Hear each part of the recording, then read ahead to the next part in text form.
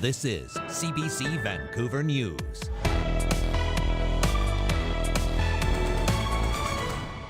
Not really able to kind of comfort our community today, and it's very clear that the fire is much more active. The nerves and the anxiety is quite high.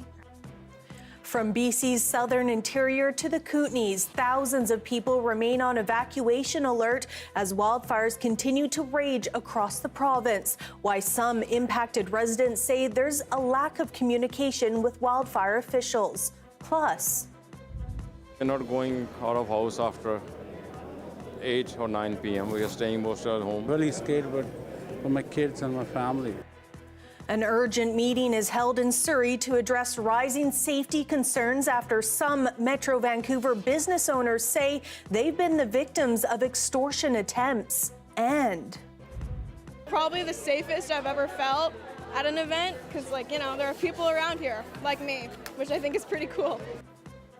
we head to Coquitlam for a Pride event aimed at supporting youth.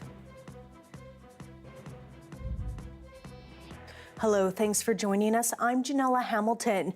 We begin in the southern interior of BC, where more than 2,000 people are preparing to evacuate at a moment's notice as persistent hot and dry conditions continue to challenge firefighters. The Shetland Creek wildfire, which has grown rapidly in recent days, has led to hundreds of properties being put on evacuation order and thousands of people on evacuation alert. But as Tom Popick reports, some impacted residents say there's been a lack of communication from wildfire officials.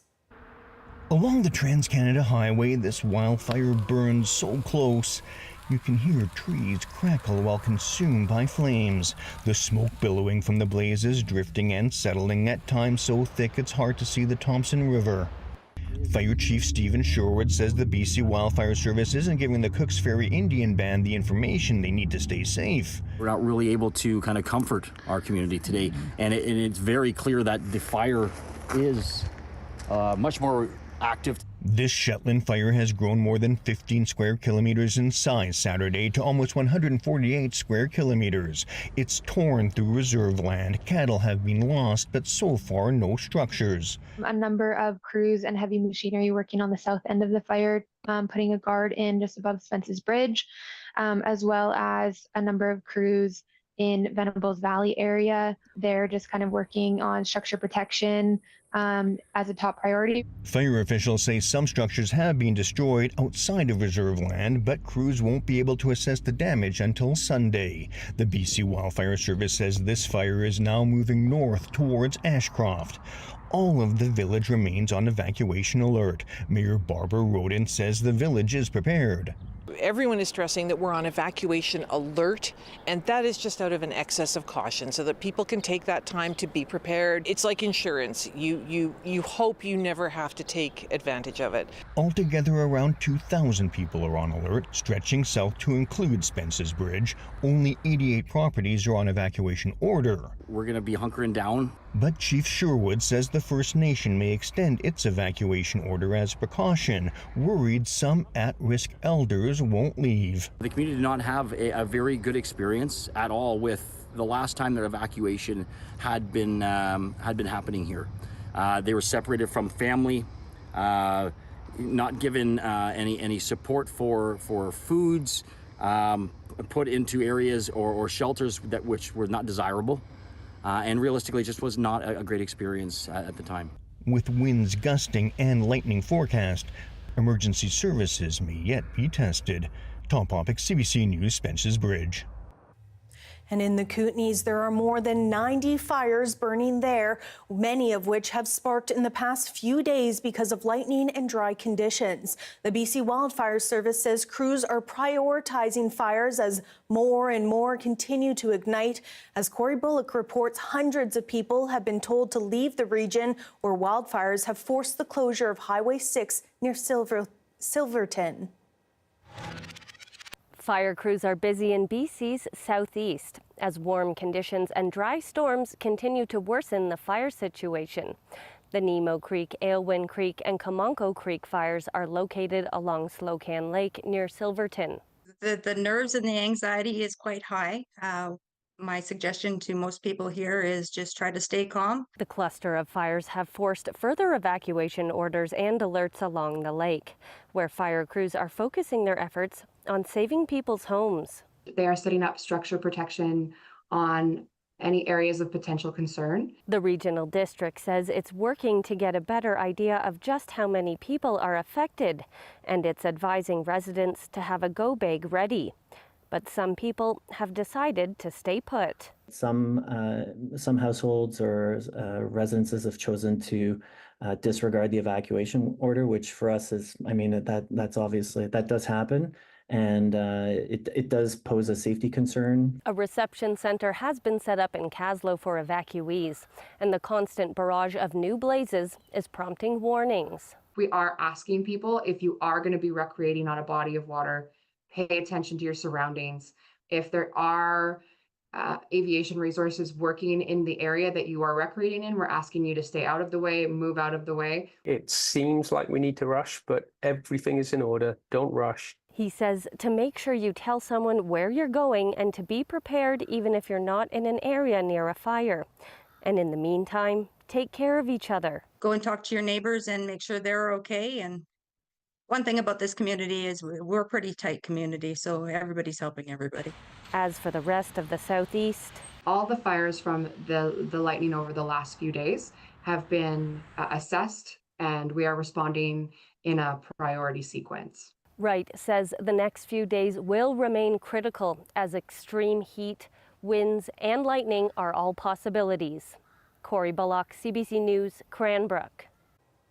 The escalating wildfire situation in BC has prompted several new evacuation notices this evening. In the Bulkley-Nechako Regional District, an evacuation order and alert have been issued for the Williamson and Laidlaw Lakes area, affecting one property and a guiding camp, which is typically empty this time of year. And in the Shelter Bay area along Highway 23 south of Revelstoke, an evacuation alert has been issued. There's also an alert due to the Beaver Creek fire burning east of McBride, north of Highway 16. Officials say a heat wave expected in the coming days, coupled with potential thunderstorms, could lead to more fire starts.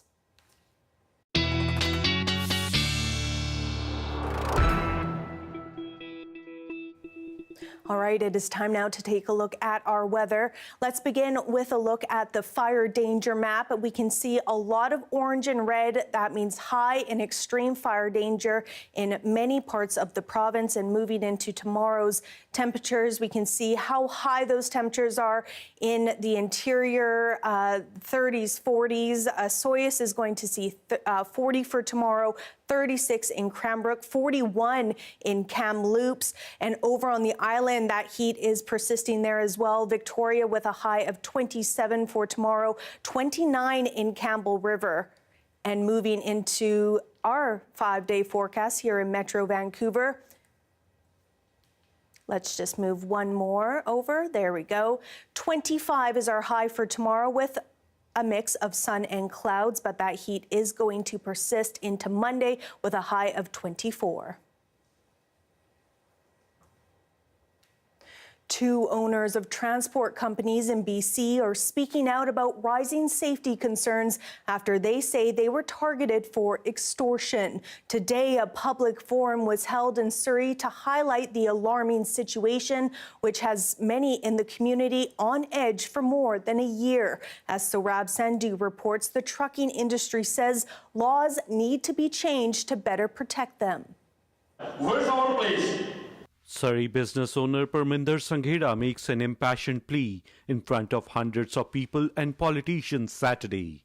The transport company owner says last week he received a number of threatening phone calls demanding cash, leaving him and his family scared for their lives. We are not going out of house after 8 or 9 p.m. We are staying most at home, and we have to wake up in the middle of the night and look around everything. Sanghera says after the first call, he immediately informed the police, and when they arrived, he got another call. This time, a video chat from the extortionist, who could see the officer nearby. He said, "Here, why you called? Your police and politician will not do anything. If you need a security, let us know. We'll provide you full security." Much like Sanghera, Jas Arora, who owns a trucking company in Abbotsford, says he has been getting extortion calls for more than a year. But despite reporting it to police, the threats kept coming. Even up until last month when Arora was at his mother's funeral. I asked the police to come to funeral because it was a really big threat. The Canadian Trucking Association of BC says more needs to be done to better protect business owners in BC and across the country, where similar extortion attempts have been reported. If we don't take steps, when this thing, first pops up, it can get worse, and who knows who will be next. And it's not the first time the community is coming together to raise safety concerns. Last December, a town hall was held in Surrey after a number of Metro Vancouver homes and businesses were allegedly targeted in shootings with ties to extortion cases. At the time, police emphasized the need for victims to come forward in order to move investigations along. I'm really scared for my kids and my family. We're not going even for grocery shopping, and kids are staying home. They're not going for schooling, and it's totally really a sad and very stressful life. The speakers at Saturday's meeting are urging all levels of government to work together to impose stricter laws to tackle the increasingly brazen extortion attempts. The province says the RCMP has established a national coordination and support team to work with the international partners to coordinate extortion investigations, adding there were 2 arrests made last December in BC, with ongoing investigations happening across the country. But for business owners like Sanghera and Arora, that isn't enough. Saurabh Sandhu, CBC News, Surrey. Mounties say 2 people are dead following a multiple vehicle collision near Sorrento, northeast of Kamloops. The crash on Highway 1 near Little River Road happened around 8 o'clock this morning. Police say it's investigating the cause of the crash. BC Emergency Health Services confirmed 3 ambulances, including an air ambulance, were dispatched to the scene and transported 5 patients to hospital. The extent of their injuries is still unknown. The fatal collision shut down the highway between Little River Road and Lindbergh Road for 12 hours. It has since reopened.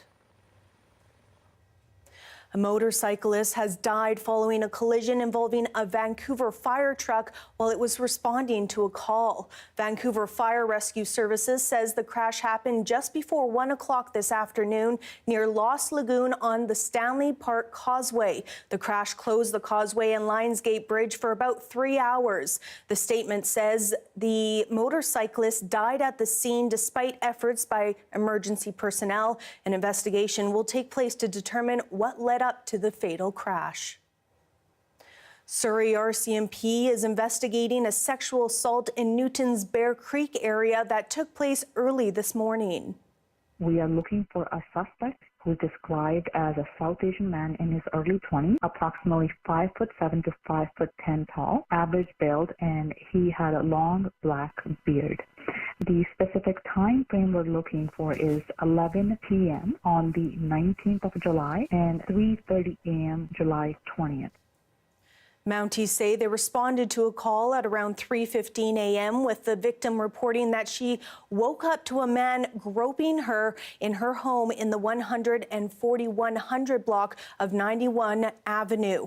Police say the suspect fled the scene after the victim screamed for help, and by the time RCMP arrived, they couldn't locate the suspect. Officers are now canvassing the area and reviewing CCTV footage. Surrey RCMP's Victim Services is fully involved with the victim to ensure she is getting the support she needs. Mounties are asking anyone with information to contact them. Metro Vancouver marked an important milestone today. 100 years ago, the groundwork was laid to secure a safe and reliable drinking water supply. We have a public celebration because 1924 was when the Greater Vancouver Water District came into being. So we've been around for 100 years, and the system has expanded. We've added new treatment, new infrastructure, and so we have the system we have today because of the decisions that were made over that 100 years. The event showcased the water's journey from mountain reservoir to tap. The public also learned how staff prevent wildfires and keep watersheds safe. Metro Vancouver says its long-term plan includes ensuring the water supply system is ready for future weather and seismic events.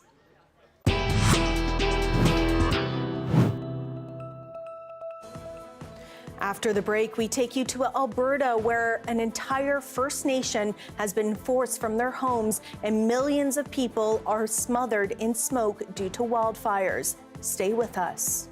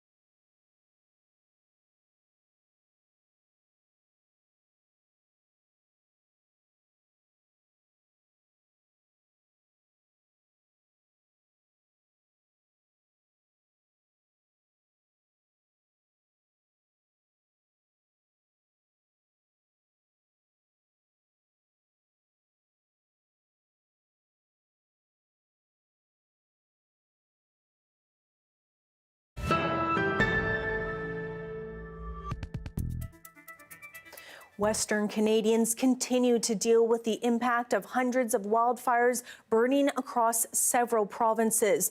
Thousands of people here in BC and in Alberta have been forced from their homes, including an entire First Nation in northern Alberta, while millions of people are smothered in lingering thick smoke. The CBC's Sam Sampson has more from Edmonton. The three communities of Little Red River Cree Nation, more than 5,500 people, are now under an evacuation order due to wildfire. Garden River was already under an evacuation order due to a growing wildfire that's now about 95,000 hectares. That's bigger than the size of Edmonton. Thanks to shifting winds and hot weather, the First Nation has now ordered the communities of John Doerr and Fox Lake to also evacuate. I never thought we'd be doing this again a year after the Pasqua and Davidson complex fires, especially what we went through with Fox Lake. Now we have to do a nationwide evacuation. A wildfire in 2023 forced Fox Lake to evacuate. That's where most of Little Red River's population lives. 100 homes were destroyed, as was the grocery store and the RCMP detachment. To flee, residents lined up at the nearby barge, the only way in and out by boat. Within minutes of Saturday's evacuation order, a lineup formed on that same beach, the barge operating 24/7 until the order is lifted. So we just ask for all our residents and nation members, when we're doing this evacuation, please don't speed.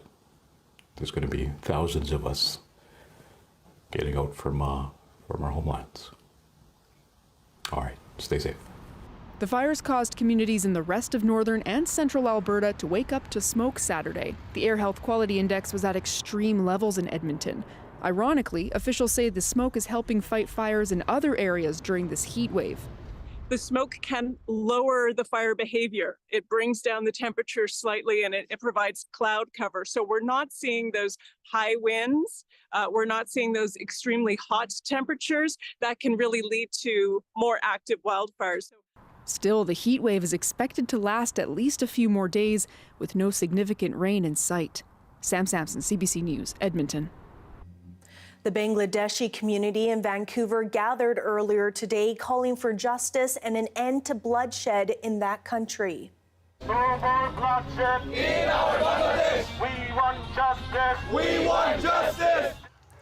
The streets of Bangladesh are mostly deserted today after days of protests and extreme violence. About 100 people have been killed this week alone. A nationwide curfew has been imposed. Officials have also restricted internet access to stop information from flowing freely. The protesters are demanding an end to the country's quota system. It reserves some government jobs for relatives of veterans who fought in Bangladesh's War of Independence in 1971. Protesters are also calling for the country's prime minister to step down. This was English Bay earlier tonight, where the celebration of lights was taking place. After the break, we take you to Coquitlam to celebrate Pride. Stay with us.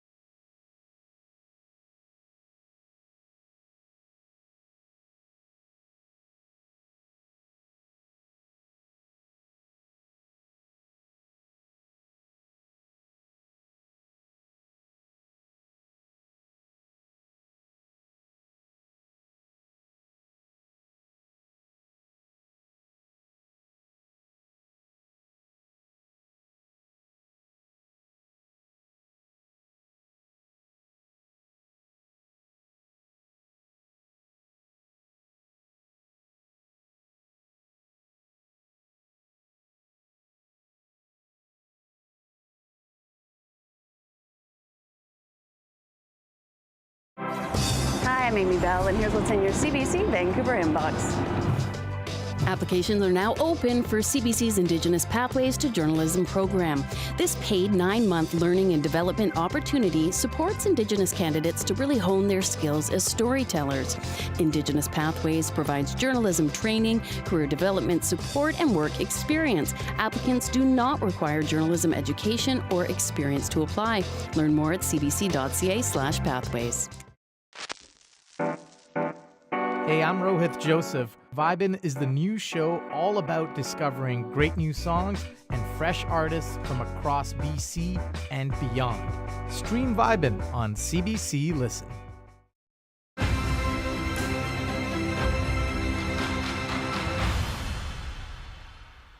From massive parades to family-friendly festivities and street parties, Pride season is among us with events popping up across Metro Vancouver. This weekend, the 2S LGBTQ+ community and allies in the Tri-Cities are coming together to celebrate Pride. Our Rob Easton was in Coquitlam today at an event aimed at supporting young people. Dozens of people dressed in colorful clothes, adorned in rainbows, and carrying banners march around Lafarge Lake in Coquitlam Saturday, ready to celebrate Pride in their community. Kate Altamirano is 14 years old. She is one of the 2S LGBTQ+ youth who helped put this year's Coquitlam Pride Festival together. She says the event is about providing a welcoming space for people of all ages. When I first came out, I thought Coquitlam was a pretty, not that supportive of a place, but now, this is probably the safest I've ever felt at an event, because, there are people around here, like me, which I think is pretty cool. The march was a short loop, leading back to the Evergreen Cultural Centre, to vendors selling jewelry, Pride merch, and community organizations offering supports. There were free dance classes, makeup workshops, and performers to keep the crowd entertained. Organizers say the youth-focused event is a chance for people to show who they are and feel accepted. We just wanted to create a space that's inclusive for all, and it caters to almost everyone's ideals and what they want to do at a festival like this. Number one thing you can do to really help support Pride in your town is to get to know people and be an ally. Come to these events and see that really all it is a colorful place to bring your family. This is just one of the many Pride events happening across Metro Vancouver this summer. On Sunday, Port Coquitlam will be hosting their Pride Festival. Organizers say it's important for events like this to be celebrated across the province, for everyone to feel part of a community. What really matters is that you have a support system with you. You have friends who support you, and you have family that accepts you for who you are. The Vancouver Pride Parade and Festival will take place on this August long weekend. Rob Easton, CBC News, Coquitlam. So many beautiful colors and love. That is your late news. Thank you so much for watching. For news at any hour, you can always head to our website. We leave you now with more from the first night of the Celebration of Light, which wraps up August 4th. A reminder, VPD says there will be increased officers on patrol at English Bay, and there will be many road closures during the celebration. Have a great night.